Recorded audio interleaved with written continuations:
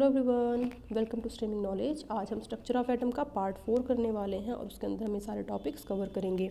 तो शुरू करते हैं आज का वीडियो। देखिए, जो लास्ट वीडियो था उसके अंदर हमने क्या पढ़ा था, तो फोटो इलेक्ट्रिक इफेक्ट किया था सबसे लास्ट टॉपिक।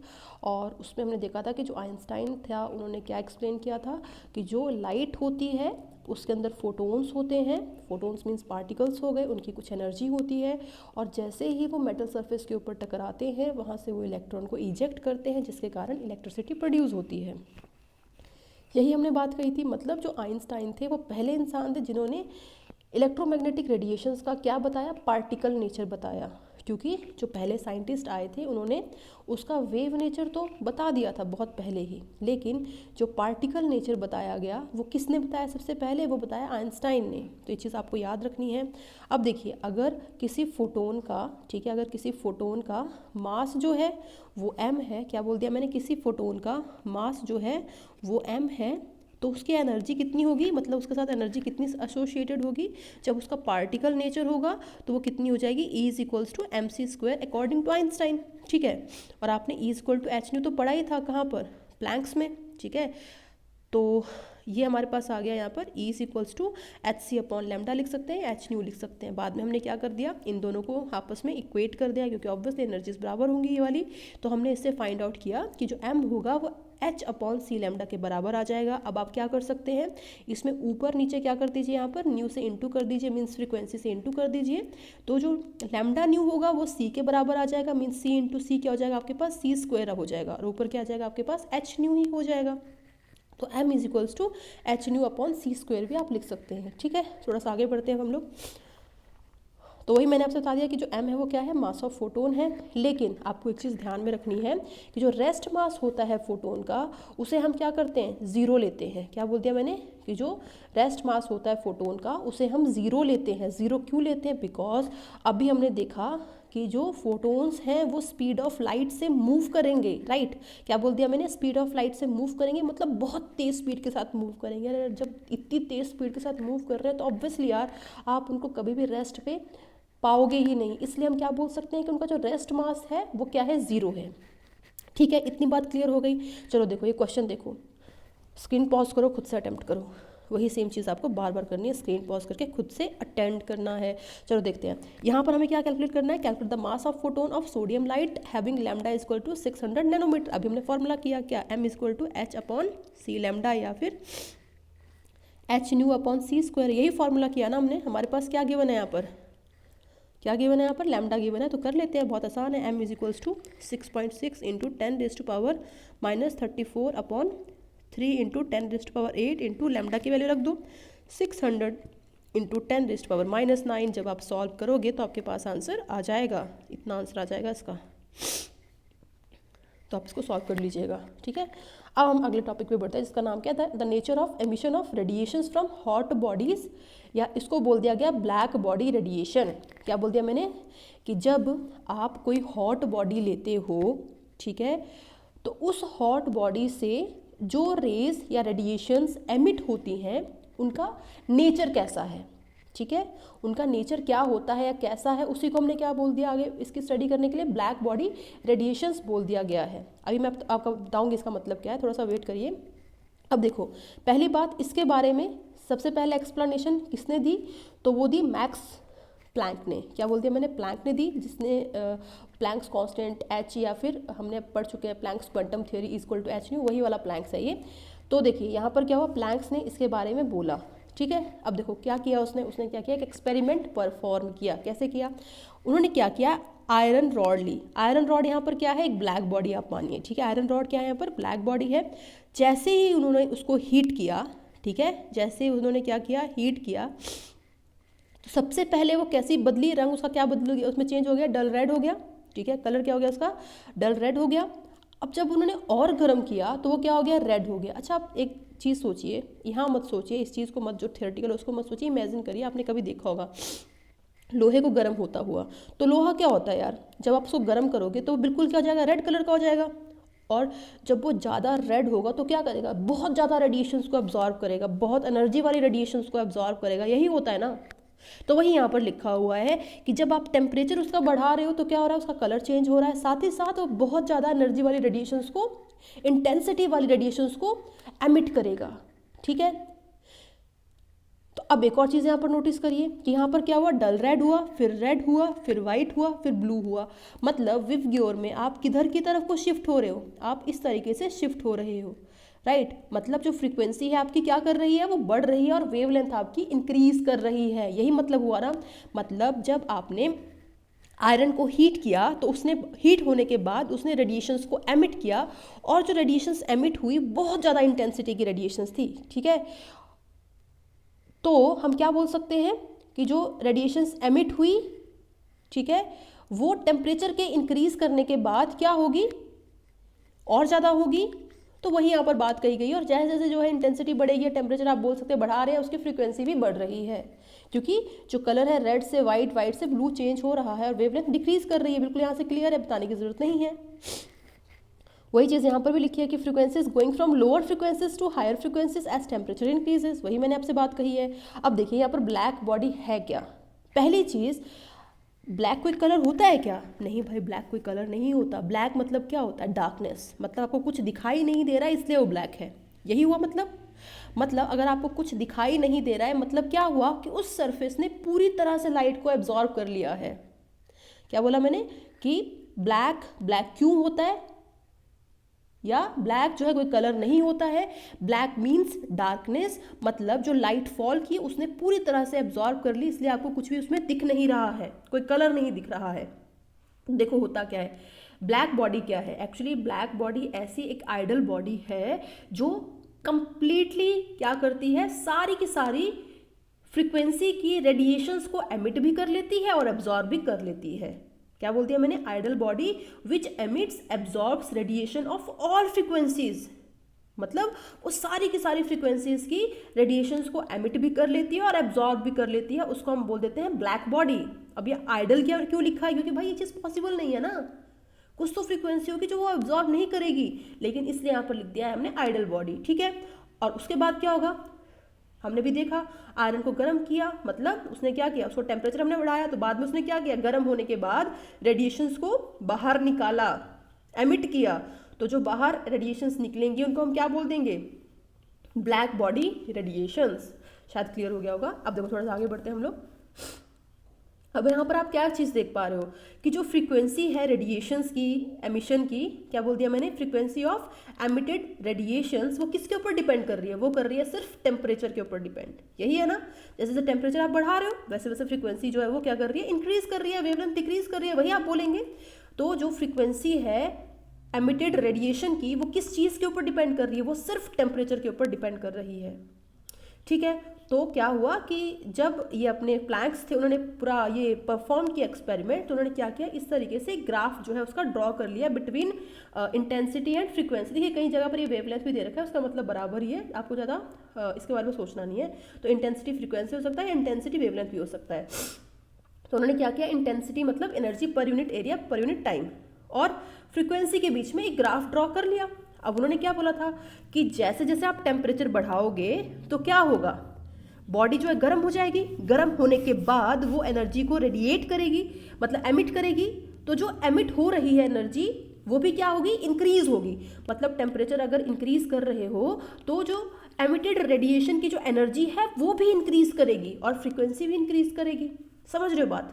लेकिन उन्होंने देखो क्या देखा, उन्होंने देखा कि पहले तो इंटेंसिटी जो है बड़ी बड़ी बड़ी, ठीक है, लेकिन एक पर्टिकुलर मैक्सिमम वैल्यू अचीव करने के बाद वो क्या करने लग जाएगी, डिक्रीज करने लग जाएगी। तो एक्चुअली जो प्लैंक्स का ड्रॉबैक था वो क्या था, ड्रॉबैक वो यही ड्रॉबैक था कि वो ये तो बता पाए कि वो इंक्रीज क्यों कर रही है, लेकिन वो इस चीज को नहीं बता पाए कि आगे डिक्रीज क्यों करने लग गई एकदम। समझ रहे हो बात? तो ये डिक्रीज वाली जो चीज थी वो प्लैंक्स एक्सप्लेन नहीं कर पाए, इसलिए हम बोलते हैं कि ये प्लैंक्स का ड्रॉबैक बन गया। ठीक है, तो इसी के बारे में कुछ और कंक्लूजन देख लेते हैं जो अपने इन्होंने बोला, प्लैंक्स ने बोला। तो वही यहाँ पर लिखा हुआ है कि given temperature and intensity of emitted radiations increases, जो मैंने अभी आपको बताया, तो वेवलेंथ उसकी क्या हो जाएगी, डिक्रीज हो जाएगी, फ्रीक्वेंसी इंक्रीज हो जाएगी। ठीक है, यही यहाँ पर तो प्लैंक्स ने एक और चीज़ क्या बोल दी थी जो हमने पहले ही पढ़ी है कि जो एनर्जी जो है वो क्या निकलेगी, जैसे ये आयरन है तो आयरन से जो गर्म होने के बाद जो ये रेडिएशंस निकल रही हैं उससे वो कंटिन्यूस नहीं होंगी, मतलब एक लाइन नहीं होगी, वो डिसकंटिन्यूस होगी, मतलब उसमें क्या होंगे, पार्टिकल्स होंगे कुछ इस तरीके से, जिसको उन्होंने क्या बोल दिया था, क्वांटम बोल दिया था। ठीक है, यही बात यहाँ पर लिखी गई है कि according to Planck's energy emitted only in discrete quantities and not in continuous manner. Discrete मतलब डिसकंटिन्यूस क्वांटिटी। ठीक है, और जो सबसे छोटी क्वांटिटी होगी एनर्जी की उसको क्या बोल दिया गया, क्वांटम बोल दिया गया। जैसे सपोज करो ये है एक क्वांटिटी, एक ये है, एक ये है, एक ये है, एक ये है, और आगे चल के पूरी एक रेडिएशन बन रही है, तो जो सबसे छोटी वाली क्वांटिटी है उसको क्या बोल दिया गया, क्वांटम बोल दिया गया, जो हम पहले भी कर चुके हैं, कोई बड़ी बात नहीं है, हमने पहले प्लैंक्स क्वांटम थ्योरी कर ली है। तो वही यहाँ पर लिखा है कि energy of a quantum is directly proportional to frequency, क्योंकि जैसे जैसे हमने टेम्परेचर बढ़ाया तो जो एमिटेड रेडिएशन का एनर्जी था वो भी बढ़ गया और फ्रीक्वेंसी भी बढ़ गया। तो यही लिखा है energy of a quantum is directly proportional to frequency. और क्या लिख सकते हैं आप, is equal to H nu, जहाँ पर एच क्या है, प्लैंक्स कांस्टेंट है, जिसकी वैल्यू 6.6 × 10⁻⁻34। ठीक है, आई होप क्लियर होगा। अब देखिए जो वीन्स डिस्प्लेसमेंट लॉ है वही सेम चीज़ है कि lambda into temperature is equals to constant, और क्या बोल सकते हैं आप, कांस्टेंट है तो लैम्डा क्या हो जाएगा, equals to 1 temperature into constant. तो मतलब अगर लैम्डा इंक्रीज करेगा तो टेम्परेचर डिक्रीज करेगा, जो भी हमने किया वही चीज़ यहाँ पर भी है, और अगर लैम्डा डिक्रीज करेगा तो टेम्परेचर इंक्रीज करेगा। ठीक है, बहुत क्लियर है। अब देखिए आपके लिए क्वेश्चन है यहाँ पर कि हमारे पास दे रखा है कि T3 is greater than T2 is greater than T1। ठीक है, ये चीज़ हो गई। तो हमें बताना है कि इसमें से सही ऑर्डर कौन सा है। बहुत आसान है, क्योंकि क्या होगा, जैसे जैसे टेम्परेचर बढ़ेगा वैसे वैसे इंटेंसिटी भी बढ़ेगी। ठीक है, तो कौन सा आ जाएगा इसका, T3 सबसे ज़्यादा, फिर T2, फिर T1, तो ये इसका आंसर आ जाएगा ये वाला। ठीक है, सी वाला इसका आंसर हो जाएगा। आगे चलते हैं हम लोग बोहर्स मॉडल पे।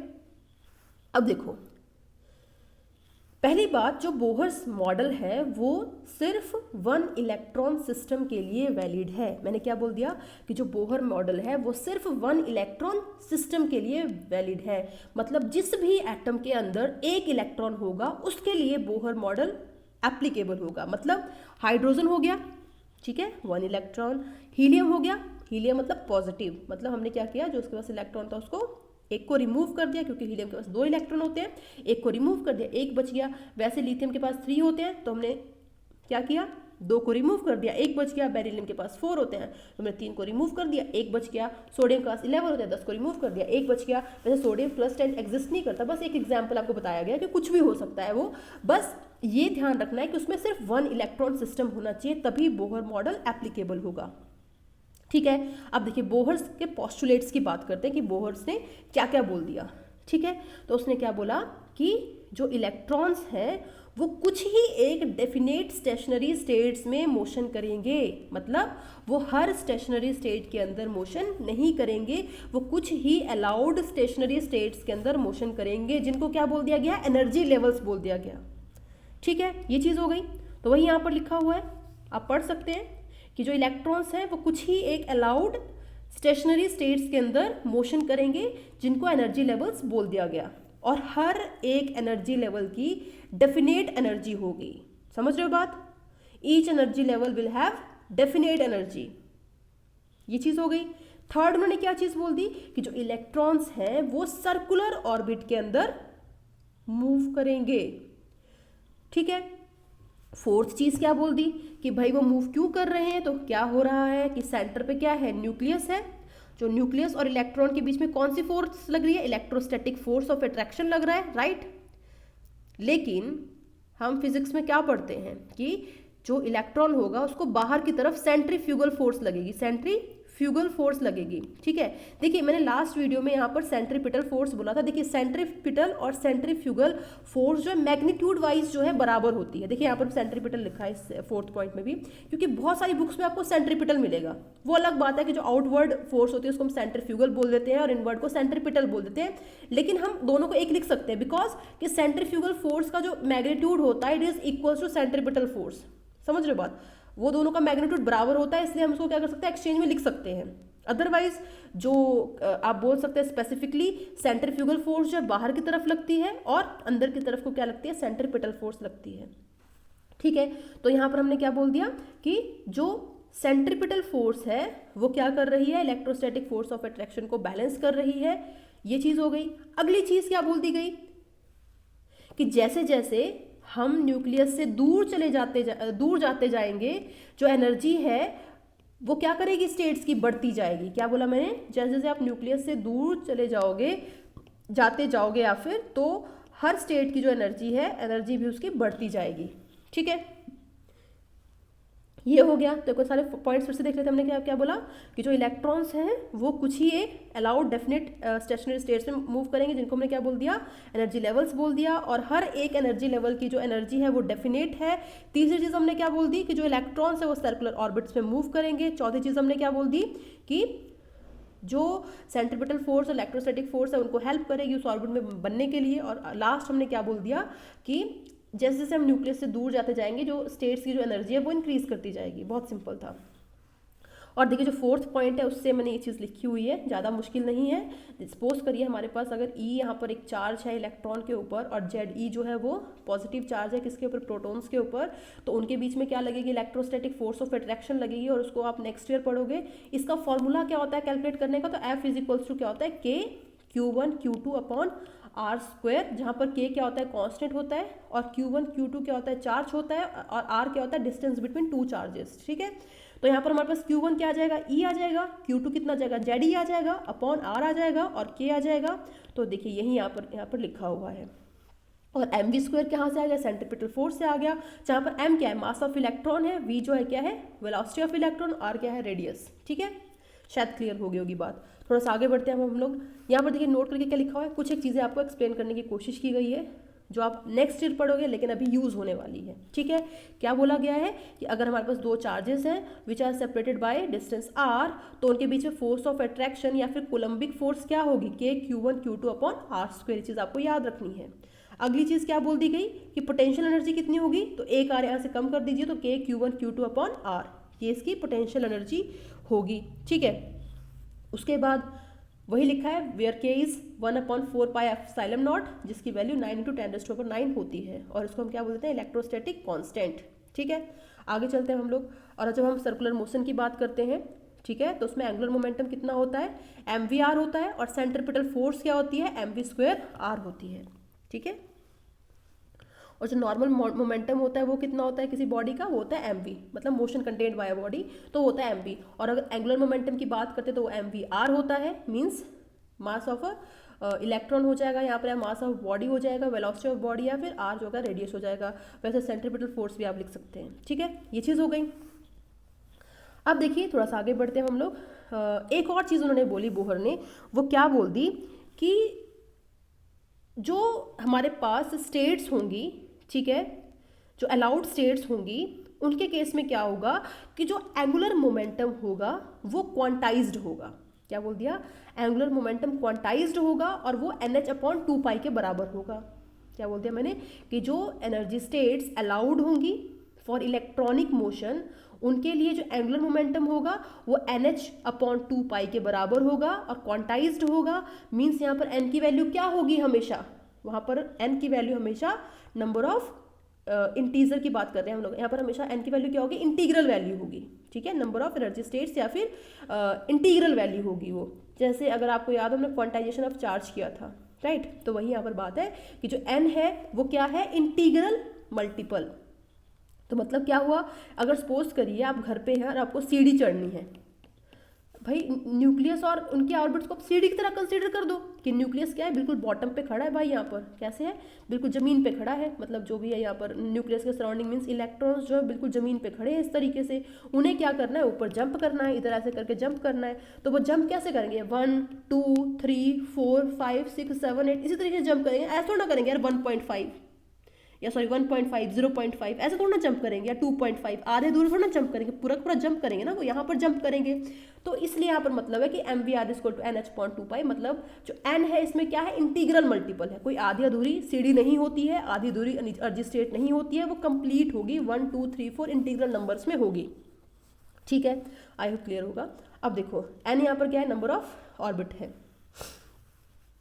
जो अगली बात उन्होंने क्या कह दी, देखो यहाँ पर कि जब भी इलेक्ट्रॉन वन एनर्जी स्टेट से दूसरी एनर्जी स्टेट्स में जाएगा, वो या तो एनर्जी लूज करेगा या वो एनर्जी गेन करेगा। ठीक है, इसको हम क्या बोल देंगे, ट्रांजिशन। ये जो इलेक्ट्रॉन है वो ट्रांजिशन शो करेगा। ट्रांजिशन मतलब क्या होता है, वैसे चेंज होता है। ठीक है, ट्रांजिशन मतलब क्या होता है, चेंज होता है। मतलब जब इलेक्ट्रॉन जो है वो एक स्टेट से दूसरी स्टेट में जाएगा तो वो ट्रांजिशन शो करेगा, मीन्स चेंज शो करेगा। और जो वो चेंज है वो पॉजिटिव भी हो सकता है, नेगेटिव भी हो सकता है। पॉजिटिव का मतलब क्या है कि अगर कोई इलेक्ट्रॉन जो है एनर्जी को एब्जॉर्ब कर रहा है हायर एनर्जी स्टेट में जाने के लिए, तो उसको हम क्या बोल देंगे, एब्जॉर्ब किया उसने, तो मतलब चेंज क्या हुआ, वो पॉजिटिव चेंज हुआ। लेकिन वहीं पर अगर हायर स्टेट में कोई इलेक्ट्रॉन है वो अगर लोअर स्टेट में आ रहा है तो वो क्या करेगा, एनर्जी को लूज करेगा, राइट। तो मतलब जो चेंज हुआ वो क्या हुआ, नेगेटिव हुआ। तो वही यहाँ पर बात कही है बोहर ने कि जब भी कोई एक इलेक्ट्रॉन जो है लोअर एनर्जी स्टेट से हायर एनर्जी स्टेट्स में जाएगा तो क्या होगा, वो एनर्जी को एब्जॉर्ब करेगा या एनर्जी को रिलीज करेगा। ठीक है, ये हो गया। अब देखो, अब डेरिवेशन कर लेते हैं यहाँ पर हम लोग। तो ये आपने फॉर्मूला भी देखा, ठीक है, कि हमारे पास इलेक्ट्रोस्टैटिक फोर्स ऑफ अट्रैक्शन था या फिर कोलम्बिक फोर्स ऑफ अट्रैक्शन था, उसको हमने सेंट्रीपिटल फोर्स से रिलेट कर दिया यहाँ पर, राइट। और यहाँ पर क्या होगा, आर आर कैंसिल हो जाएगा। ठीक है, इस तरीके से कुछ। तो इससे हमारे पास जो आर की वैल्यू कितनी आ जाएगी, लिख देते हैं। आप लिखिए, देखिए आर की वैल्यू कुछ इस तरीके से आ जाएगी यहाँ पर। ठीक है, एक मिनट रुकिए, एक मिनट में से मिटा ही देती हूँ ताकि आपको क्लियरली चीज़ें पता चल जाए, ऐसे पता नहीं चल पाएगा। मैं सॉल्व करके बताती हूँ आपको। तो यहाँ पर आर की वैल्यू कितनी आ जाएगी, K Z E square upon M V square आ जाएगी, राइट, जो हमने पीछे से ही लिखी है। ये हो गया, इसको मैंने नाम दे दिया 1। ठीक है, अब देखिए एक और रिलेशन आपने किया था एंगुलर मोमेंटम वाला, M V R equals to N H upon 2 pi, यही किया था। इसको मैंने दे दिया नाम 3rd। ठीक है, और यहाँ से आर की वैल्यू कितनी आ गई, N H upon 2 pi M V, इसको मैंने नाम दे दिया 4th। अब मैंने क्या किया, 2nd और 4th को मैंने रिलेट कर दिया। ठीक है, ये वाला 2nd आएगा, ये वाला 1st था ना, ये वाला 2nd आएगा। तो मैंने क्या किया, 2nd एंड 4th को रिलेट कर दिया या इक्वेट कर दिया।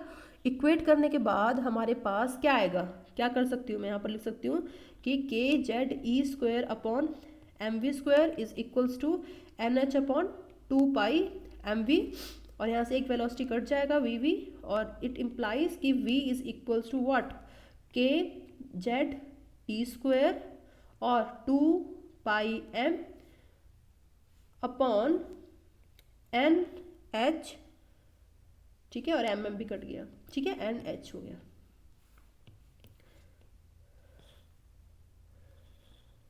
ठीक है, इतनी चीज़ क्लियर हो गई। अब क्या करना है आपको, कुछ नहीं, v इज इक्वल्स टू आप क्या लिख सकते हो यहाँ पर, z अपॉन n को अलग कर दीजिए। वो मैंने इसलिए किया क्योंकि जो बाकी की जितनी भी वैल्यूज़ है दे आर कॉन्स्टेंट्स। ठीक है, वो सारी की सारी क्या है, वो यहाँ पर कॉन्स्टेंट है। यहाँ पर m नहीं आएगा, कट गया था m। वो सारी की सारी क्या है, वो कॉन्स्टेंट है। तो के E square 2 pi upon h मैंने कर दिया। और जब आप इसको कैलकुलेट करोगे इस वैल्यू को, तो आपके पास पता है कितनी आएगी, वो nth ऑर्बिट के लिए, nth ऑर्बिट के लिए जो वेलोसिटी है उसकी वैल्यू आपके पास आ जाएगी 2.18 into 10⁻⁶ Z upon n metre per second. ये आपके पास इसकी वैल्यू आ जाएगी nth ऑर्बिट के लिए। और साथ ही साथ आप क्या लिख सकते हैं कि जो v है वो डायरेक्टली प्रोपोर्शनल है n जेड अपॉन n के, क्योंकि जो ये वाली वैल्यू है वो क्या है, कांस्टेंट मान लेते हैं, k पूरा का पूरा k डैश मान लेते हैं क्योंकि k ऑलरेडी है। ठीक है, तो v is directly proportional to Z by n।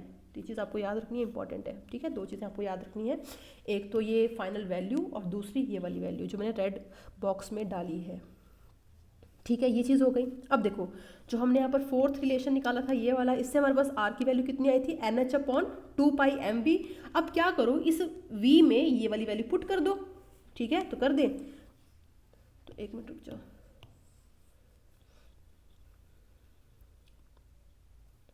देखो तो हमने क्या किया, r is equals to N H upon 2 pi M V. तो क्या आ गया हमारे पास, N H upon 2 pi M. v की वैल्यू कितनी आ जाएगी, देखो यहाँ से ये वाली वैल्यू पुट कर रही हूँ मैं, ठीक है, कांस्टेंट वाली। जिसमें कांस्टेंट था और जेड बाई एन था। इससे कितनी आ जाएगी हमारे पास, तो K Z E square 2 pi upon N H, ठीक है। और जिसका मतलब क्या हो गया, हमारे पास वैल्यू आ गई N square H square upon 4 pi square M K E square upon Z.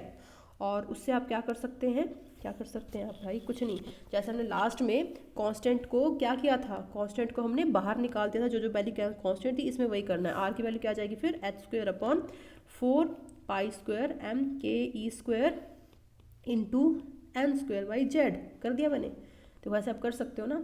और जो ये पूरी वैल्यू वो क्या है, कांस्टेंट है, तो इसकी वैल्यू हम फाइंड आउट कर लेते हैं।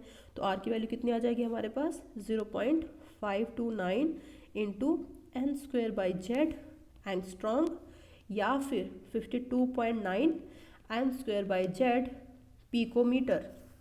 और साथ ही साथ जो आर है वो क्या है, directly proportional to N square by Z. और वहाँ पर जो M1 एंगस्ट्रॉन्ग था उसकी जो वैल्यू होती है वो 10⁻⁻10 मीटर होती है, और 1 पिकोमीटर की वैल्यू होती है 10⁻⁻12 मीटर। अब इसको डब्बे में बंद कर देते हैं, because it is an important thing to learn,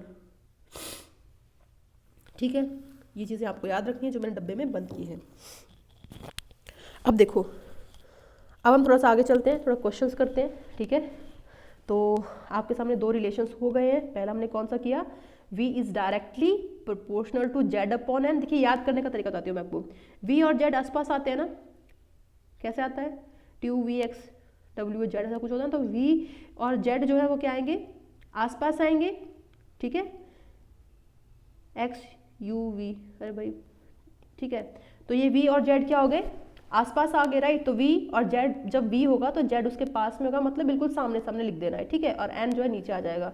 और जब आप इसमें रेडियस लोगे तो इसमें उल्टा लिख देना है, बस इसमें याद रखना है हमें कि n का स्क्वायर कर देना है, ठीक है। अब देखो क्वेश्चंस देख लेते हैं हम लोग। तो देखिए पहला क्वेश्चन जो आपके पास है बहुत ही आसान है कि आपको क्या करना है, रेडियस एंड वेलोसिटी कैलकुलेट करनी है इलेक्ट्रॉन की present in third orbit of lithium +2। तो देखिए अब हमें क्या करना है यहाँ पर, एक मिनट, यहाँ पर हमें क्या करना है, रेडियस फाइंड आउट करना है। और हमारे पास n की वैल्यू कितनी है, यहाँ पर 3 है, और z की वैल्यू कितनी है हमारे पास, लिथियम है तो ऑब्वियसली 3 ही होगी, लिथियम +2 है। तो देखिए निकाल लीजिए, तो कितना आ जाएगा आपके पास, 0.529 इंटू एन स्क्वायर मतलब 3 का स्क्वायर अपॉन जेड अपॉन 1/3, ये एंगस्ट्रॉन्ग आ जाएगा। और वैसे वेलोसिटी आप कैलकुलेट कर दीजिए, तो वेलोसिटी थर्ड का कितना आ जाएगा आपके पास, 2.18 इंटू 10⁻6 इंटू जेड की वैल्यू कितनी है यहाँ पर, अगेन आप लिख दीजिए 3, एंड एन की वैल्यू कितनी है 3, तो ये तो सेम ही आ जाएगी मीटर पर सेकेंड, पर इसमें क्या होगा 1/3 से आपको इंटू करना पड़ेगा, तो वैल्यू जो है आपकी एंगस्ट्रॉन्ग में आ जाएगी, ठीक है। आप कैलकुलेट कर सकते हैं, आसान है, ठीक है। यहाँ पर वैल्यू लिख देती है वैसे में कितनी आई है, इसकी वैल्यू आएगी 1.587, ठीक है। ये हो गया हमारे पास। अब देखिए आगे चलते हैं अब हम लोग। तो अगर हम R1 अपॉन R2 करते हैं तो कुछ नहीं है, N1 स्क्वायर Z1 कर दीजिए, N2 स्क्वायर Z2 कर दीजिए, तो उसके पास बाद आपके पास ये रेशियो आ जाएगा। लिख सकते हैं R1 अपॉन R2 का रेशियो, बहुत आसान है यार, लिख सकते हैं आप। वैसे V1 अपॉन V2 का रेशियो ये हो जाएगा, तो वही यहाँ पर लिखा हुआ है, ज़्यादा कुछ डिफिकल्ट चीज़ नहीं है। रेड बॉक्स में मैंने इसलिए डाली है कि करना ज़रूरी है, इंपॉर्टेंट है, ठीक है। अब देखो ये वाला क्वेश्चन देखते हैं हम लोग। तो हमें क्या फाइंड आउट करना है यहाँ पर, calculate the ratio of velocity and radius of third orbit of helium, तो R3 of helium to second orbit of lithium, तो R3 और R2 हीलियम और लिथियम का हमें क्या करना है, रेशियो फाइंड आउट करना है, ठीक है। हो जाएगा, हो जाना चाहिए यार।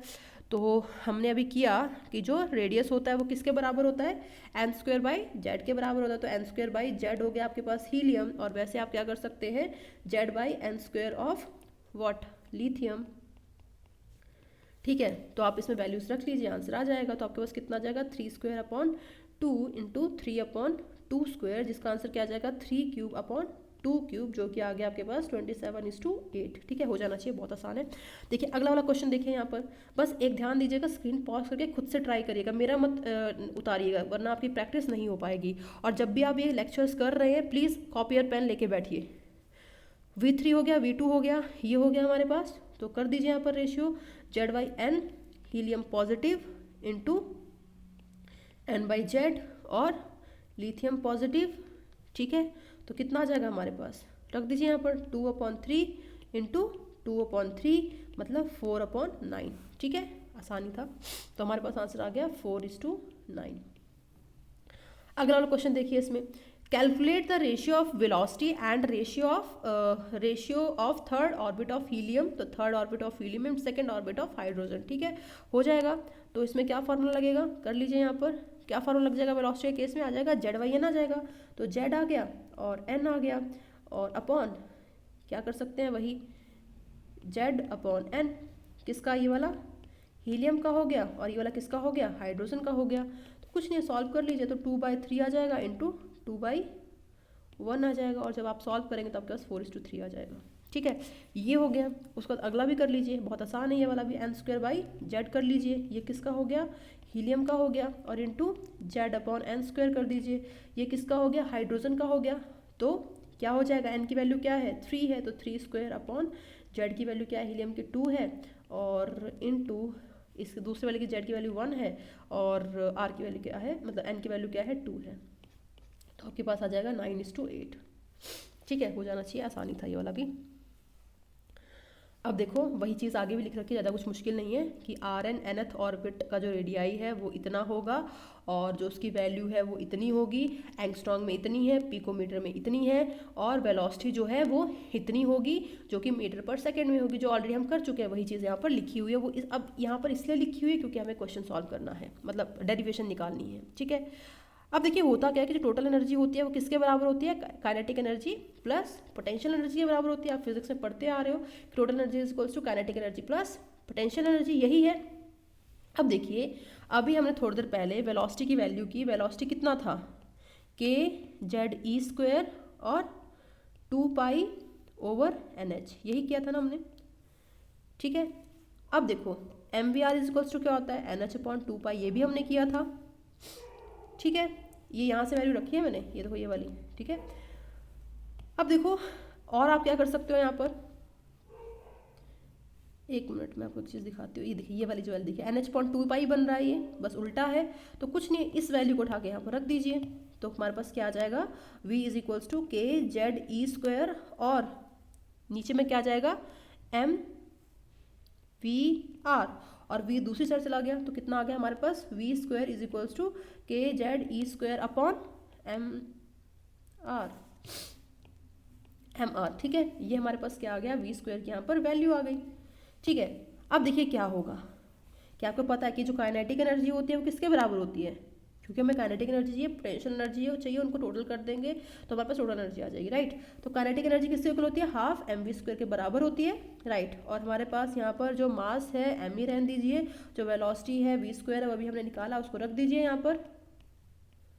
तो mr आ गया, mm कट गया हमारे पास, तो कितना बच गया ये, kZe² अपॉन 2r। ठीक है, तो काइनेटिक एनर्जी हमारे पास कितनी आ गई, kZe² अपॉन 2r। अब देखिए यहाँ पर जो काइनेटिक एनर्जी है वो हमेशा पॉजिटिव रहेगी, क्योंकि हमने क्या किया है, हाफ mv² लिया है, right. Kinetic energy equals to half mv² लिया है, जहाँ पर m जो है मास है, जो हमेशा ही पॉजिटिव रहेगा, वेलोसिटी भी हमेशा ही पॉजिटिव रहेगी। तो काइनेटिक एनर्जी जो है वो हमेशा क्या आएगी, पॉजिटिव आएगी। लेकिन वहीं पर जो पोटेंशियल एनर्जी हो गई, ठीक है, पोटेंशियल एनर्जी क्या होगी, -k, देखो बताती हूँ, एक मिनट रुकिए, बता ही देती हूँ आपको। हमने क्या किया था, k Q1 Q2 upon r किया था पोटेंशियल एनर्जी, राइट, यही किया था ना। अब देखो अगर आप यहाँ पर k कर दिया, अब जो इलेक्ट्रॉन होगा, इलेक्ट्रॉन के ऊपर चार्ज कितना होगा, -e होगा, और जो हमारा प्रोटॉन होगा उसके ऊपर चार्ज कितना होगा, Ze ले रखा था हमने। तो देखिए ये पॉजिटिव है, ऊपर वाला क्या है, नेगेटिव है, तो यहाँ पर क्या आ जाएगा, नेगेटिव आ जाएगा, और Ze² अपॉन r आ जाएगा। इसलिए हम पोटेंशियल एनर्जी ये लिख रहे हैं यहाँ पर। ठीक है, ये हो गया। तो देखिए काइनेटिक एनर्जी हमारे पास कहाँ पर आ गई, ये 1 वाला रिलेशनशिप, और पोटेंशियल एनर्जी कौन सा आ गया, 2 वाला रिलेशनशिप, राइट। अब देखिए दोनों में आप रिलेशन क्या बोल सकते हो, अगर दोनों का हम मॉडुलस ले लें कुछ इस तरीके से, ठीक है, दोनों का हम क्या करें, मॉड ले लें, तो क्या बोल सकते हैं हम, kinetic energy is equals to potential energy, नहीं, kinetic energy is equals to potential energy upon 2 लिख सकते हैं हम लोग। लिख सकते हैं, बिल्कुल लिख सकते हैं। तो काइनेटिक एनर्जी इक्वल टू आ गया पोटेंशियल एनर्जी अपॉन 2, या फिर और क्या लिख सकते हैं हम लोग, तो 2 काइनेटिक एनर्जी और प्लस पोटेंशियल एनर्जी, ये भी लिख सकते हैं, इज इक्वल्स टू 0। ठीक है, कन्वेंशन का जब ध्यान रखना है जब आप क्वेश्चन सॉल्व करोगे। ठीक है, यहाँ पर हम नॉर्मली मॉडुलस ही लेके चल रहे हैं, पॉजिटिव करने की कोशिश कर रहे हैं और कुछ नहीं है। ठीक है, ये चीज़ हो गई। अब देखिए, अब हमें क्या करना है, टोटल एनर्जी फाइंड आउट करनी है। तो टोटल एनर्जी में हमें क्या करना है, काइनेटिक एनर्जी को प्लस करना है किसके साथ, पोटेंशियल एनर्जी के साथ, यही था। तो टोटल एनर्जी किसके बराबर आ जाएगी, minus K Z E square upon R, जो कि पोटेंशियल एनर्जी थी हमारे पास, और काइनेटिक एनर्जी थी हमारे पास, ये थी। राइट, अब क्या करो, इसको सॉल्व कर लो। तो आपके पास कितनी आ जाएगी, minus K Z E square upon 2r आ जाएगी। ठीक है, ये आ गया। इसका मतलब क्या हुआ, अगर आपने देखा तो क्या था कि जो ये वाली वैल्यू थी किसकी थी, वो काइनेटिक एनर्जी थी तो हम क्या बोल सकते हैं, अगर हम इसका मॉड लें तो क्या हो जाएगा, टोटल एनर्जी का mod is equals to kinetic energy का मॉड, यही होगा ना। मतलब काइनेटिक एनर्जी जो होगी वो टोटल एनर्जी के बराबर होगी। या फिर आप क्या बोल सकते हैं, अगर मॉड ना लिए, अगर सपोज करो, मैं मानती हूँ मॉड ना लिए, तो एक चीज़ हो गई। ठीक है, एक तो ये चीज़ हो गई। अगर आप सपोज करो मॉड ना लो, इस तरीके से समझा देती हूँ, तो कितना हो जाएगा, total energy plus kinetic energy is equals to 0, ये भी आप बोल सकते हो। और अभी हमने पीछे किया था कि total energy is equals to potential energy upon 2, ये भी हमने कर लिया यहाँ पर। देखिए, पोटेंशियल एनर्जी अपॉन 2, ये वाला। ठीक है, तो हमारे पास ये वाला रिलेशन आ गया। ठीक है, तो kinetic energy is equals to total energy equals to potential energy by 2, ये आप लिख सकते हैं। ठीक है, अब देखिए, अब हमारे पास टोटल एनर्जी कितनी आ गई, अभी हमने बता दिया आपके सामने है कि Z E square upon 2r आ गया। अब देखिए, जो r हमने पीछे वैल्यू यहाँ पर लिखी थी उसको आप पुट कर देते हैं। कौन सी वाली वैल्यू, ये वाली वैल्यू जो थी, ये वाली N square H square upon 4 square K M E square Z, इसके वैल्यू को हम उठा के आगे रख देते हैं। तो रख दें यहाँ पर, तो हमारे पास कितना आ जाएगा, ये minus K Z E square upon 2 into N square H square, और ऊपर कितना आ गया, 4 square M K E square Z. ठीक है, ये आ गया हमारे पास पूरी वैल्यू। ठीक है, और उसके बाद क्या कर लो, देखो टोटल एनर्जी किसके बराबर आ जाएगी, तो minus K square E 4 2 pi square M upon H square कर लो, और Z square upon N square को अलग कर लो। मतलब हमने कांस्टेंट को अलग कर लिया, जैसे हम पहले भी कर रहे थे। ठीक है, ये पूरी की पूरी चीज़ क्या है, कांस्टेंट है। ठीक है, तो अगर हम सारी की सारी वैल्यूज़ कांस्टेंट की रख देते हैं तो हमारे पास टोटल एनर्जी कितनी आ जाएगी, minus 2.18 into 10⁻⁻18 into Z square upon N square joule per atom, या फिर minus 13.6 into Z square upon N square electron volt per atom. ठीक है, या फिर और क्या हो सकती है, minus 1312 into Z square upon N square kilojoule per mole, और क्या हो सकती है, तो minus 2.18 into 10⁻⁻18 Z square upon N square into Avogadro number कर दो यहाँ पर, तो ये जूल पर मोल्स में आ जाएगा। ठीक है, तो ये सारी वैल्यूज़ एनर्जी की हो सकती है अलग अलग उसमें। ठीक है, 1 मिनट का डब्बा सही से नहीं बना, पूरा कर लेते हैं इसको क्योंकि चीज़ें इंपॉर्टेंट है। ठीक है, नोट्स के लिए टेलीग्राम चैनल को सब्सक्राइब कर लेना, वहाँ पर आपको नोट्स मिल जाएंगे। ठीक है, और चैनल को तो आपको सब्सक्राइब करना ही है, तभी आप अगली वाली आपको वीडियोस आराम से मतलब अपडेट्स मिलती रहेंगी। तो बस टेलीग्राम चैनल को सब्सक्राइब कर लीजिएगा, मैं इसके नोट्स जो है आपके साथ शेयर कर दूँगी। अब देखिए, थोड़ा सा आगे बढ़ते हैं हम लोग, ये हो गया। अब क्या करते हैं, सबको समराइज़ कर लेते हैं। अच्छा, आगे स्पेस नहीं बची ना समराइज़ करने के लिए, चलो यही कर देते हैं। ठीक है, तो हमने क्या पढ़ा अभी थोड़ी देर पहले कि आर एन जो है वो directly proportional N square one Z, यही किया। और जो वेलोसिटी एनथ का वो कितना हो जाएगा, जेड बाई एन हो जाएगा। और अभी हमने जस्ट किया एनर्जी कितना हो जाएगा एनथ का, वो Z square upon N square हो जाएगा। ठीक है, जो भी चीज़ें मैं लाल डब्बे में बंद कर रही हूँ वो चीज़ें आपको याद करनी है। अब देखो आगे की चीज़, यहाँ पर हमें क्वेश्चंस करने, calculate the radius velocity and energy of an electron present in 5th orbit of beryllium plus. यार बहुत आसान है यार करना। ठीक है, अब कर लोगे, चलो मैं करवा देती हूँ। तो हमें क्या करना है, रेडियस वेलोसिटी एनर्जी सब कुछ फाइंड आउट करना है। तो पहले रेडियस देख लो, तो एन की वैल्यू यहाँ पर कितनी है, 5 है। 25 हो जाएगा। जेड की वैल्यू कितनी है, 4 आ जाएगी, फोर्थ एटॉमिक नंबर 4, और निकाल लीजिए एंगस्ट्रॉम में वैल्यू आ जाएगी इसकी, जो कि 3.306 आएगी। ठीक है, अब वेलोसिटी फाइंड आउट कर लेते हैं, तो कितना आ जाएगा हमारे पास 2.18 into 10⁻6 into 4/5 metre per second, और इसकी वैल्यू आ जाएगी 1.744 into 10⁻6 metre per second. Energy कितनी आ जाएगी, तो -13.6 इंटू जेड की वैल्यू 4 का स्क्वायर और एन की वैल्यू 5 का स्क्वायर, तो हमारे पास वैल्यू आ जाएगी इसकी -8.576 इलेक्ट्रॉन वोल्ट। ठीक है, तो फार्मूला बेस्ड ही क्वेश्चन थे, ज़्यादा मुश्किल क्वेश्चन नहीं थे। अब अगले रेशियो वाले हैं, तो लिखा है calculate the ratio of energy of electron present in second orbit of hydrogen and fourth orbit of helium. तो कर सकते हैं आप, कैसे होगा, Z square upon N square hydrogen का, and Z square upon N square किसका, हीलियम का। तो आपके पास कितना आ जाएगा, जेड की वैल्यू कितनी है इसमें, 1 का स्क्वायर आएगा और नीचे 4 आ जाएगा, और अपॉन जेड की वैल्यू इसमें कितनी है, hydrogen helium means 2 means 4 upon 4 4 16 कर सकते हैं, हो जाएगा। तो आपके पास क्या आंसर आ जाएगा इसका, तो 1/4 इंटू 16/4 मीन्स आपके पास क्या आ जाएगा, 1:1 आंसर आ जाएगा। ठीक है, हो जाना चाहिए, आप कैलकुलेट कर लीजिएगा खुद से। अब देखिए आगे चलते हैं, अगली बात है टाइम पीरियड एंड फ्रीक्वेंसी की। तो टाइम पीरियड क्या है, तो देखिए हमने क्या बोला, ये हमारे पास न्यूक्लियस है और सराउंडिंग में इलेक्ट्रॉन चारों तरफ घूम रहे हैं। ठीक है, जो उसका रेडियस है वो r है। तो जब इलेक्ट्रॉन जो है चारों तरफ घूमेगा तो वो क्या करेगा, ये पूरा जो है एक सर्कल जो है पूरा कर रहा है, ये एरिया, ये लेंथ जो है पूरा वो कवर करेगा, यही होगा ना, मतलब डिस्टेंस कवर करेगा, लेंथ नहीं डिस्टेंस कवर करेगा। देखिए अब हमने पढ़ा था कि जो वेलोसिटी होती है it is distance upon time, right, velocity is equals to distance upon time, और time is equals to distance upon velocity लिख सकते हैं आप। तो जो डिस्टेंस है वो कितना ट्रेवल कर रहा है, सरकमफ्रेंस के बराबर कर रहा है, मीन्स 2πr, और वेलोसिटी तो v ही आ जाएगी, तो वही यहाँ पर लिखा हुआ है, मतलब जो 2π है वो कांस्टेंट हो जाएगा, तो t is directly proportional to rn upon vn, और जो rn था वो किसके बराबर था, n² के बराबर था, और जो vn था वो किसके बराबर था, z/n के बराबर था। तो मतलब क्या हो जाएगा, n³ अपॉन z² हो जाएगा, वही यहाँ पर लिखा हुआ है। ठीक है, और फ्रीक्वेंसी क्या आ जाएगा, 1 अपॉन टाइम पीरियड आ जाएगा। ठीक है, तो मतलब इसका उल्टा कर दो तो हमारे पास फ्रीक्वेंसी का रेशियो आ जाएगा। ठीक है, सिंपल है।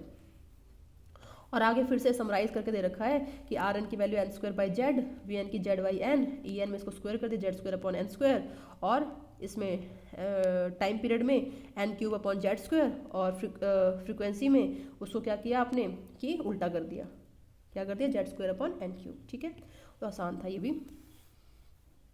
अब देखिए यहाँ पर क्वेश्चन है आपके लिए, the circumference of first Bohr orbit is 3.322 into 10⁻10 metre, what is the velocity of electron in the orbit.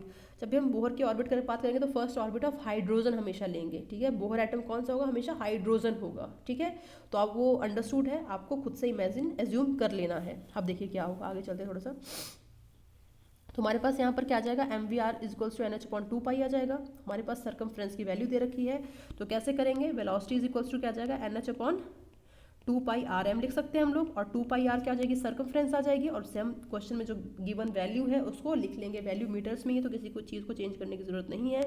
n की वैल्यू 1 है, h की वैल्यू है 6.6 इंटू 10⁻34 अपॉन 2πr की वैल्यू गिवन है सर्कमफ्रेंस की 3.322 इंटू 10⁻10 इंटू 9.1 इंटू 10⁻31 जो कि क्या है, मास है, इससे आंसर आ जाएगा। ठीक है, अब देखिए इसमें अगला क्वेश्चन देखिए, if the energy of an electron of hydrogen in Bohr's orbit is -13.6 electron volt, calculate potential energy of electron in the second orbit of hydrogen। ठीक है, तो देखो क्या बोला इसने, बहुत सिंपल सी चीज़ है कि जो हाइड्रोजन का जो हमारे पास इलेक्ट्रॉन है उसकी जो एनर्जी है, ठीक है, वो कितनी है, -13.6 है। किस में है ये, जब n = 1 में है वो, तो हमें क्या करना है, पोटेंशियल एनर्जी फाइंड आउट करनी है इलेक्ट्रॉन की जब वो n = 2 में होगा, यही क्वेश्चन है। अब देखो टोटल एनर्जी जो n = 1 के लिए वो कितनी दे रखी है, उसे 13.6 दे दिया। 1 मिनट के आगे चलते हैं, क्या बोल दिया, टोटल एनर्जी जो फर्स्ट के लिए दे रखी है वो कितनी है, -13.6 है इलेक्ट्रॉन वोल्ट। तो टोटल एनर्जी जो है वो सेकंड के लिए कितनी हो जाएगी, आप क्या कर लोगे, बहुत आसान है यार, -13.6 और फॉर्मूले में क्या आएगा, Z square upon N square आएगा। जेड की वैल्यू यहाँ पर हाइड्रोजन है 1 आ जाएगा, ठीक है, और एन की वैल्यू कितनी आ जाएगी, 4 आ जाएगी, तो 1/4 कर दीजिए यहाँ पर, इलेक्ट्रॉन वोल्ट आ गया यहाँ पर। तो हमारे पास जो आंसर है वो कितना आ गया इसका, -3.4 इलेक्ट्रॉन वोल्ट। लेकिन हमें पोटेंशियल एनर्जी फाइंड आउट करनी है, तो हमने रिलेशन किया था, क्या किया था कि total energy is equals to potential energy upon 2, यही किया था। तो पोटेंशियल एनर्जी क्या हो जाएगी, ट्वाइस ऑफ टोटल एनर्जी हो जाएगी। तो कुछ नहीं है, इसमें क्या करो, 2 इंटू -3.4 इलेक्ट्रॉन वोल्ट कर दो, तो आपके पास -6.8 इलेक्ट्रॉन वोल्ट आंसर आ जाएगा, ठीक है, इजी था। चलो अगला क्वेश्चन देखो, velocity of an electron in the second orbit of an element is x metre per second, calculate the velocity of electron in third orbit of same element. अब देखो सेम एलिमेंट है, means Z क्या हो जाएगा, दोनों के लिए Z क्या हो जाएगा, सेम हो जाएगा, ठीक है। तो देखो v2 अपॉन v3 क्या लिख सकते हो आप, z upon n, 2 upon z upon n3, मतलब n3 मीन्स 3 हो गया, n2 मतलब 2 ही हो गया। तो z की वैल्यू दोनों में सेम है, तो z upon 2 upon z upon 3, और क्या बोल दिया मैंने, क्या लिख सकते हो, z अपॉन 2 और इंटू z इंटू ये 3 हो गया, और z कट गया यहाँ पर, ठीक है। तो आपके पास क्या आ जाएगा, और v2 की वैल्यू कितनी है, x है, तो कितने आ गए, 2x/3 आ गया v3 metre per second v3, ठीक है, इजी था। अगला देखिए, energy levels in hydrogen atom, कुछ नहीं किया गया यार, सब अलग अलग एनर्जी लेवल्स के लिए यहाँ पर क्या की गई है, एनर्जी फाइंड आउट कर ली गई है, ठीक है, कि E1 के लिए कितनी होगी, कुछ नहीं, यहाँ पर हाइड्रोजन एटम लिया है तो Z की वैल्यू हमेशा ही 1 होगी, Z स्क्वायर में, और N स्क्वायर में क्या किया गया है, 1 2 3 4 5 फुट करके वैल्यूज निकाल ली गई हैं। तो E1 के लिए वैल्यू ये आ जाएगी, वैसे E2 के लिए ये वाली आ जाएगी, E3 के लिए ये आ जाएगी, E4 के लिए ये आ जाएगी, E5 के लिए ये आ जाएगी। अब देखिए इसमें क्या हो रहा है, अगर आप देख पा रहे होंगे कि जैसे जैसे हम ना एनर्जी स्टेट को बढ़ा रहे हैं, मतलब फर्स्ट एनर्जी स्टेट से सेकंड एनर्जी स्टेट पे जा रहे हैं, फर्स्ट एनर्जी लेवल से सेकंड एनर्जी लेवल पे जा रहे हैं, थर्ड पे जा रहे हैं, फिर फोर्थ पे जा रहे हैं, फिर इनफाइनाइट पे जा रहे हैं, तो जो एनर्जी है वो क्या कर रही है, इंक्रीज कर रही है, राइट। यहाँ पर क्या है, ज़्यादा नेगेटिव है, फिर कम नेगेटिव हुई, फिर उससे कम आएगी, फिर उससे कम आएगी, फिर उससे कम, फिर बाद में जीरो हो जाएगी, मतलब ऐसे को एनर्जी क्या कर रही है, बढ़ रही है, यही मतलब हुआ ना। तो फाइनली जो एनर्जी है ई इन्फिनिटी की, वो क्या बन जा रही है वहाँ पर, जीरो, मतलब जीरो क्या है, वहाँ की मैक्सिमम एनर्जी है, ठीक है। ई इन्फिनिटी पे जो एनर्जी है इलेक्ट्रॉन की वो क्या है, मैक्सिमम है। तो देखो आगे चलते हैं, तो वही लिखा है कि जैसे जैसे एन बढ़ रहा है वैसे वैसे क्या हो रही है, एनर्जी बढ़ रही है, और मैक्सिमम वैल्यू जो है एनर्जी की वो n is equal to infinity पे है, ठीक है। अब यहाँ पर आप एक ध्यान दीजिएगा कि लिखा है कि why energy of an electron is always negative और मैक्सिमम जीरो।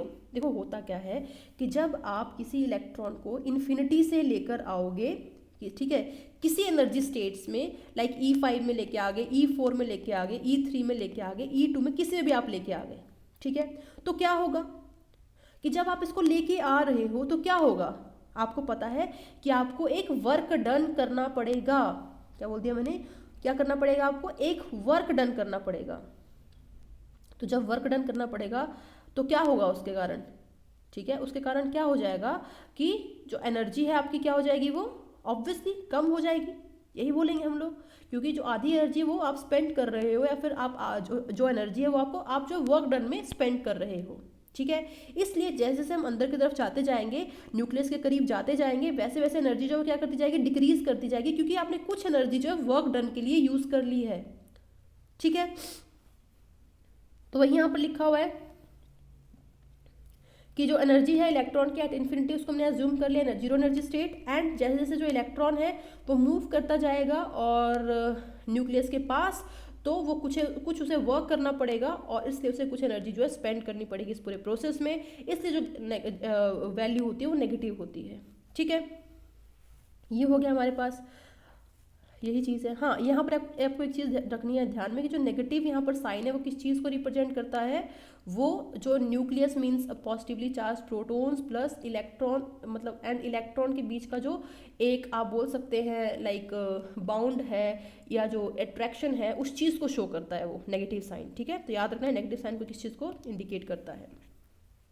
अब देखिए अगली चीज हमारे पास आती है आयोनाइजेशन एनर्जी। आयोनाइजेशन एनर्जी क्या होती है, energy given to an atom to remove its outer most electron from its orbit to infinity और मैक्सिमम एनर्जी स्टेट, ठीक है।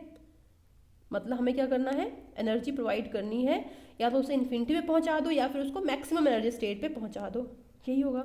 अब मैं आपको एक चीज़ बताती हूँ, सपोज करो आपके पास -100 रुपये हैं, ऐसा होता नहीं है वैसे, पर आप इमेजिन कर लो -100 रुपये आपके पास, तो आपके पास 0 रुपये कब होंगे, जब आप इसको क्या करो, अपने पास क्या करोगे, +100 किसी से लोगे या आपको कोई +100 देगा, तब जाके जो आपके पास पैसे वो क्या हो जाएंगे, 0 हो जाएंगे, यही मतलब हुआ ना।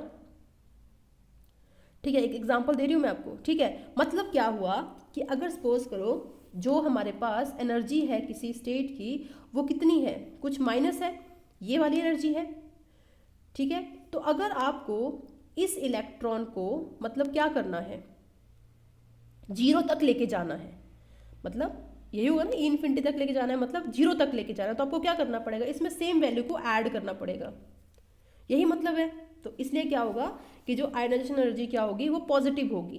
क्या बोलती है मैंने, आयोनाइजेशन एनर्जी क्या हो जाएगी, पॉजिटिव हो जाएगी। मतलब सपोज करो ये हमारे पास अगर En है, ठीक है, तो नेगेटिव मैंने इसलिए लिया है क्योंकि अंदर क्या होगा, En जो होगा हमारे पास एनर्जी ऑफ एनथ स्टेट, वो नेगेटिव होगी, तो नेगेटिव नेगेटिव पॉजिटिव हो जाएगा, ठीक है, ये चीज़ हो गई। साथ ही साथ हम क्या बोल रहे हैं, आयोनाइजेशन एनर्जी क्या है, आयोनाइजेशन एनर्जी होती है energy required to remove an electron, मतलब एनर्जी चाहिए आपको, तो ऑब्वियसली यार एनर्जी क्या होगी, पॉजिटिव होगी, क्या होगी, हमेशा एनर्जी पॉजिटिव होगी। और आपको टोटल एनर्जी कितनी करनी है, इन्फिनिटी पे 0 होनी चाहिए, तो 0 कब होगी, दोनों को जब ऐड कर दोगे तब 0 होगी, तो इसलिए दोनों को बराबर लिया गया है यहाँ पर, ठीक है, ये चीज़ हो गई यहाँ पर। और क्या बता दिया मैंने, ये हो गया। हाँ, अब देखिए इसके ऊपर बेस्ड क्वेश्चंस आप देख लीजिए। Calculate the energy required for transition of electron from second orbit of lithium to positive to infinity. अब देखिए जब भी आपको ऐसा पूछा जाए तो आपको क्या करना है, हमेशा फाइनल से इनिशियल को माइनस करना है। क्या बोलते हैं मैंने, फाइनल से इनिशियल को माइनस करना है हमेशा। तो देखिए यहाँ पर क्या हो गया, देखिए आयोनाइजेशन एनर्जी कितनी है आपके पास, +13.6 Z² electron volt per atom, अभी आपने किया। Energy required E infinity -E2, तो कर दीजिए पुट, तो E इन्फिनिटी के केस में कितनी हो जाएगी, 0 ही हो जाएगी, राइट। और माइनस कितना आ जाएगा यहाँ पर, एनर्जी कितनी आ जाएगी, -13.6 Z² electron volt per atom, यही था। और यहाँ पर Z की वैल्यू कितनी रखनी है हमें, तो किसका केस है ये, लिथियम का केस है, तो Z कितना आ जाएगा, 3 आ जाएगा। और N की वैल्यू कितनी लेनी है हमें, 2 लेनी है, तो हमारे पास क्या आ जाएगा, 13.6 × 9/4 electron volt per atom. Calculate कर लीजिए, ये हो गया। अब देखिए एक चीज़ का ध्यान दीजिएगा कि अगर जो है वैल्यू, सपोज करिए अगर वैल्यू जो है अगर वो पॉजिटिव आती है, क्या बोलते हैं मैंने, अगर वैल्यू जो है पॉजिटिव आती है तो इसका मतलब क्या है, चाहिए एनर्जी एब्जॉर्ब करनी पड़ेगी। लेकिन अगर वहीं पर अगर वैल्यू जो है नेगेटिव आती है तो मतलब एनर्जी क्या करनी पड़ेगी, लूज करनी पड़ेगी, सिंपल सी चीज़ है, ठीक है। यहाँ पर देखिए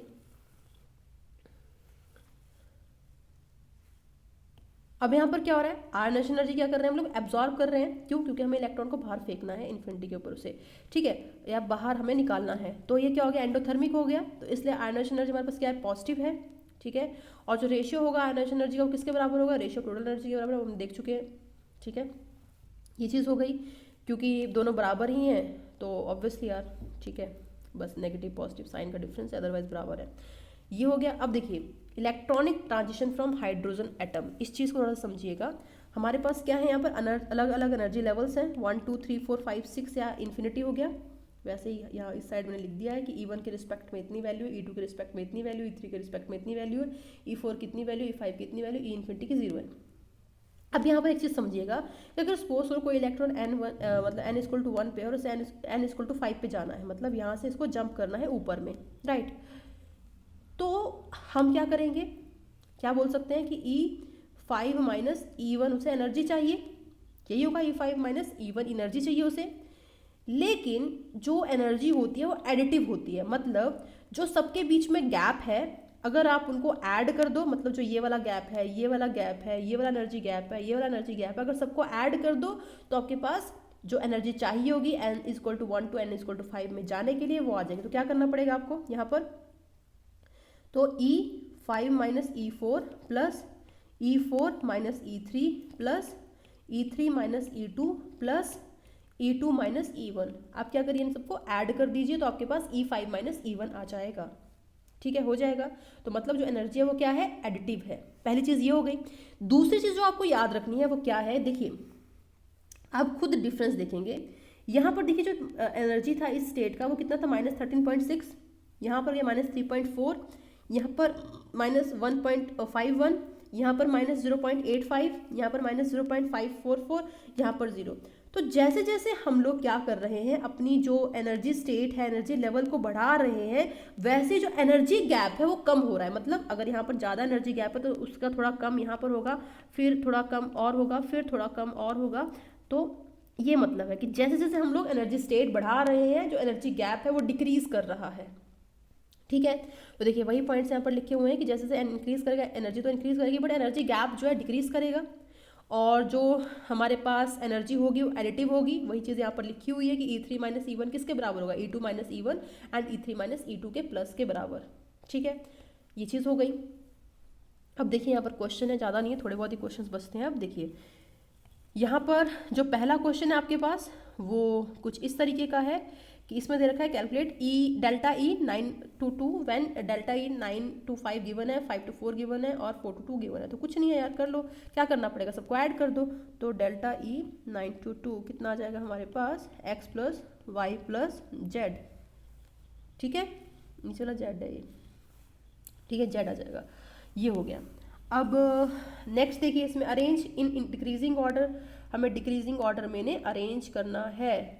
ठीक है, तो सबसे ज़्यादा एनर्जी किसकी होगी, इसकी होगी, फिर इसकी होगी और फिर इसकी होगी। वैसे यहाँ पर इसकी होगी और इसकी होगी, हो जाएगा। ये तो आसानी था। अब देखिए अगला क्वेश्चन देखते हैं। इसमें ये वाला क्वेश्चन है, calculate the energy for transition of hydrogen electron from n equal to n5। यही है। तो क्या करना है हमें, क्या करना है, वही है। क्या करना है बताओ बताओ यार, सोचो। मतलब बता तो नहीं सकते हो बट सोचो। तो हमें क्या करना है, delta E is equals to क्या होगा, n equal to 1 to n equal to 5, मतलब E5 से लेकर E माइनस में हमें मतलब कि एनर्जी बतानी है, ट्रांजिशन बताना है, चेंज बताना है, जो भी है। तो हमारे पास E5 है, E1 है, तो एनर्जी की वैल्यू कितनी आ जाएगी, -13.6। ठीक है, -13.6। और उसके बाद आगे क्या था, तो आगे क्या था, Z² अपॉन n², यही था। और -13.6 Z² अपॉन n²। डायरेक्टली आप वैल्यूज़ भी लिख सकते हैं, पर ऑब्वियसली यार वैल्यूज याद करना थोड़ा डिफिकल्ट काम है। तो -13.6 हो जाएगा। और Z की वैल्यू इस केस में कितनी है, पहले वाले केस में तो तुम्हारे पास है वो 1, दोनों में 1 ही है। तो 1 अपॉन n की वैल्यू कितनी है, 25। माइनस मैंने बाहर ले लिया है, तो अंदर क्या जाएगा, यहाँ पर माइनस आएगा। और ये कितनी आ गई हमारे पास, कितनी आ जाएगी, जेड की वैल्यू इसमें भी क्या है, 1 ही है, लेकिन एन की वैल्यू कितनी है, इसमें एन की वैल्यू भी 1 ही है। ठीक है, तो कैलकुलेट कर लो इसको। तो -13.6 इंटू -24 अपॉन 25, तो ये कट जाएगा हमारे पास।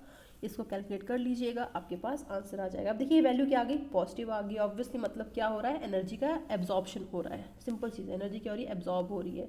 अगर वहीं पर नेगेटिव होती है तो एनर्जी रिलीज होगी। जैसे आपने n equal to 5 to n equal to 1 लिखा है, तो क्या कर दोगे, delta E is equals to final minus initial, मतलब E1 माइनस E5 कर दोगे।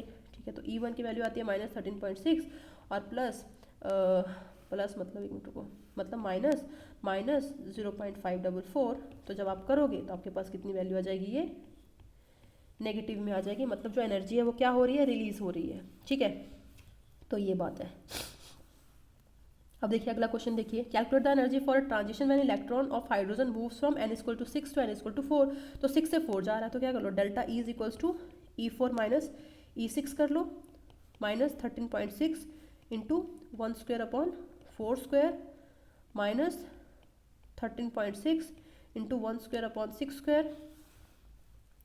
कैलकुलेट कर लोगे, आंसर आ जाएगा। ठीक है, मुझे करने की जरूरत नहीं यार, तुम कर सकते हो, बहुत इजी कैलकुलेशन है। ठीक है, इजी क्या, वो जो भी आप कर लोगे। ठीक है, अगला है 4 to 1। तो कैसे होगा, फिर से वही डेल्टा इज इक्वल्स टू क्या कर लोगे आप, E1 माइनस E4 कर दोगे, वैल्यूज रख दो, आंसर आ जाएगा। ठीक है, मुझे करवाने की ज़रूरत है नहीं, आप घर में प्रैक्टिस करिएगा। ये हो गया हमारे पास। और उसके बाद जो अगला क्वेश्चन है, इसमें क्या करना है, हमें E3 से E6 फाइंड आउट करनी है। किसकी करनी है हमें, हाँ, इसमें कुछ अलग है, इसमें देखो क्या अलग है, इसमें हमें वेवलेंथ फाइंड आउट करनी है। क्यों, रुकी जरा। हाँ, इसमें हमें क्या करनी है, वेवलेंथ फाइंड आउट करनी है। ठीक है, तो वेवलेंथ आप कैसे फाइंड आउट करोगे, तो पहले आप क्या करो, एनर्जी फाइंड आउट कर लो, मतलब ट्रांजिशन फाइंड आउट कर लो, जो भी इसमें हो रहा है एनर्जी का जो भी है। तो कितना आ जाएगा, E3 का कितना आ जाएगा, -13.6 इंटू 4 स्क्वायर अपॉन 3 स्क्वायर, क्योंकि बेरिलियम है यहाँ पर, और जो एनर्जी लेवल है वो 6 to 3 जा रहा है, इसलिए 3 ले लिया पहले मैंने, बाद में 6 आ जाएगा, तो -13.6 इंटू 4 स्क्वायर अपॉन 6 स्क्वायर। ठीक है, जब आप इसको कैलकुलेट करोगे तो आपके पास आ जाएगा -13.6 इंटू 4/3 इलेक्ट्रॉन वोल्ट। ठीक है, अब आपने पढ़ा था कि जो एनर्जी होती है वो रेडिएशंस की फॉर्म में एमिट होती है, राइट। एनर्जी जो होती है वो रेडिएशंस की फॉर्म में एमिट होती है। तो प्लैंक्स ने क्या बोला था कि जो एनर्जी होती है वो hν के बराबर होती है या फिर hc/λ के बराबर होती है, यही बोला था ना। तो कुछ नहीं, उनको रिलेट कर लो। तो जब रिलेट करोगे तो कितना आ जाएगा आपके पास, तो यहाँ पर आपके पास आ जाएगा 13.6 इंटू 4/3। ठीक है, 13/6 इंटू 4/3। मैंने यहाँ पर एनर्जी का मॉडुलस लिया है। ठीक है, ये मॉडुलस आएगा यहाँ पर, क्योंकि ऑब्वियसली वेवलेंथ नेगेटिव नहीं होगी ना यार। तो ये हो गया, और मैंने वेवलेंथ ले ली नैनोमीटर्स में, तो लैम्डा नैनोमीटर में आ गया। तो जब आप वेवलेंथ कैलकुलेट करोगे तो आपके पास आंसर आ जाएगा। ठीक है, अगला क्वेश्चन देखते हैं हम लोग। इसमें हमें E4 से E2 को कैलकुलेट करनी है। ठीक है, मतलब हमें 4 से 2 जाना है। ठीक है, 4 से 2 बोला है, मतलब E2 माइनस E4 आएगा। ये गड़बड़ है यहाँ पर, क्या आएगा यहाँ पर, E2 माइनस E4 आ जाएगा, और इक्वल्स टू hc/λ कर लोगे आप, क्योंकि हमें वेवलेंथ फाइंड आउट करनी है, और कैलकुलेट कर लीजिएगा। बस उसी चीज़ का ध्यान देना है कि जब भी हमें वेवलेंथ कैलकुलेट करें, क्योंकि वेवलेंथ कभी भी नेगेटिव नहीं हो सकती है ना यार, तो आपको क्या करना है, यहाँ पर जो डेल्टा है उसका मॉड लेना है हमेशा। ठीक है, तो जब आप इसकी वैल्यूज रखोगे तो आपके पास आ जाएगा -3.4 इंटू 9 इंटू 3/4 आ जाएगा, इलेक्ट्रॉन वोल्ट आ जाएगा। और बाद में क्या करना है, इसे hc/λ से इक्वेट कर देना, और वही चीज़ इसकी वैल्यू नैनोमीटर में ले लो। ठीक है, ये नैनोमीटर में आ गई। ठीक है, और इसको कैलकुलेट कर लो तो लैम्डा की जो वैल्यू आएगी वो 54.03 आ जाएगी। ठीक है, खुद से अटैम्प्ट करके देखिएगा। ठीक है, बस आज हम इतना ही करेंगे। Thank you, thanks a lot. बस मेरे चैनल को आप शेयर सब्सक्राइब करिए, और टेलीग्राम चैनल को भी सब्सक्राइब कर लीजिए। Thank you.